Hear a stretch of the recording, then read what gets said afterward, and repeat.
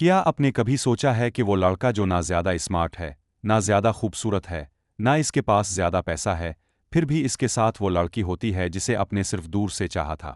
کبھی کبھی تو ایسا لگتا ہے جیسے یہ دنیا الٹی چل رہی ہے۔ سوال یہ اٹھتا ہے کہ کیا عورتیں بیوقوف مردوں کو پسند کرتی ہیں، ہم ہی کچھ مس کر رہے ہیں؟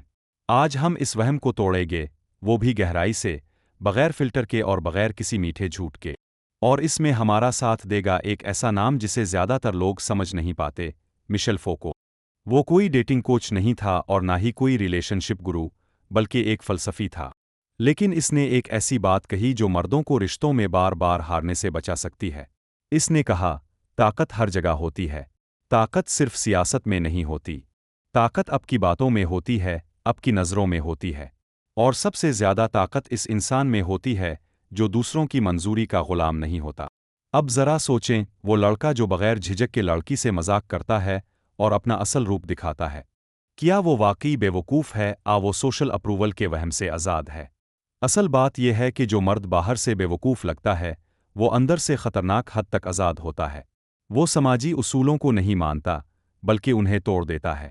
اور سب سے اہم بات، وہ رد ہونے سے نہیں ڈرتا۔ اب سوچتے ہیں کہ میں تو سمجھدار ہوں، عزت دیتا ہوں، حدود کا خیال رکھتا ہوں، پھر بھی ریجیکٹ ہو جاتا ہوں۔ اس کا جواب سمجھنے سے پہلے ایک منظر سوچے۔ کالج کی کیفیٹیریا ہے، ایک میز پر دو لڑکے بیٹھے ہیں۔ پہلا لڑکا اچھا لباس پہنے ہے، MBA کر رہا ہے، سمجھداری سے بات کرتا ہے۔ لیکن جیسے ہی لڑکی سامنے آتی ہے، وہ گھبرا جاتا ہے اور سوچنے لگتا ہے کیا بولوں۔ دوسرا لڑکا عام ہے، تھوڑا شور والا ہے، مگر وہ سیدھا جا کر بات کرتا ہے۔ وہ مسکرا کر کہتا ہے، آج تم نے زبردست رنگ پہنا ہے، جلانے کا ارادہ ہے کیا؟ لڑکی پہلے حیران ہوتی ہے، پھر ہنس پڑتی ہے۔ اب سوال یہ ہے کہ اصل طاقت کس کے پاس تھی؟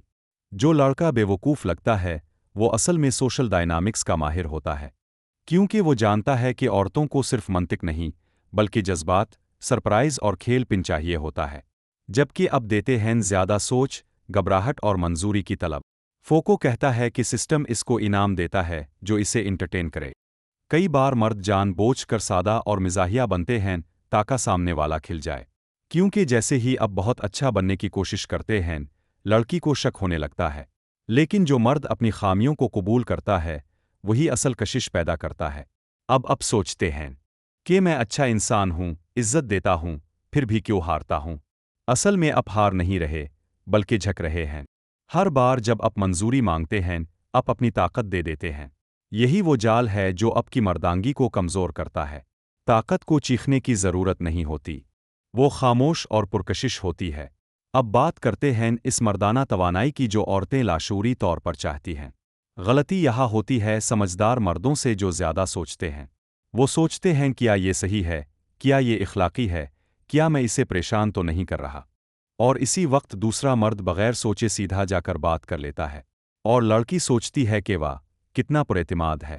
سچ یہ ہے کہ اعتماد علم سے نہیں بلکہ عمل سے آتا ہے۔ فوکو کی سوچ ایک بات پر مبنی ہے، ان نظاموں کو پہچانو جو تمہیں کنٹرول کرتے ہیں، تاکہ تم انہیں توڑ سکو۔ یہ نظام وہی ہیں جو ہمیں سکھاتے ہیں کہ اچھے بنو، انتظار کرو، سب خود مل جائے گا۔ حقیقت یہ ہے کہ یہ سب ایک وہم ہے۔ اصل کہانی تب شروع ہوتی ہے جب آپ منظوری چھوڑ دیتے ہیں، جب آپ رد ہونے سے ڈرنا چھوڑ دیتے ہیں، اور جب آپ خود کو اس کھیل کا کھلاڑی بنا لیتے ہیں۔ عورتیں ایسے مردوں کی طرف مائل ہوتی ہیں جو زیادہ نہیں سوچتے، بے خوف ہوتے ہیں اور مزہ پیدا کرتے ہیں۔ وہ غیر متوقع ہوتے ہیں اور چیلنج دیتے ہیں۔ اب سوال یہ ہے کہ اب کیا کرے؟ پہلا قدم، اپنی طاقت واپس لے اور منظوری کا جال توڑ دے۔ دوسرا قدم، ریجیکشن کو سیکھنے کا موقع بنائے۔ تیسرا قدم، اپنی زندگی کے اصول خود بنائے۔ چوتھا قدم، اندر سے مضبوط بنے، صرف باہر سے نہیں۔ اصل جنگ کسی کو حاصل کرنے کی نہیں، بلکہ خود کو کھونے سے بچانے کی ہے۔ جب آپ خود کو پا لیتے ہیں تو باقی سب خود آ جاتا ہے۔ طاقت کو تلاش نہ کرے، خود طاقت بن جائے۔ اور یاد رکھے، خود کو کبھی سستا نہ سمجھیں۔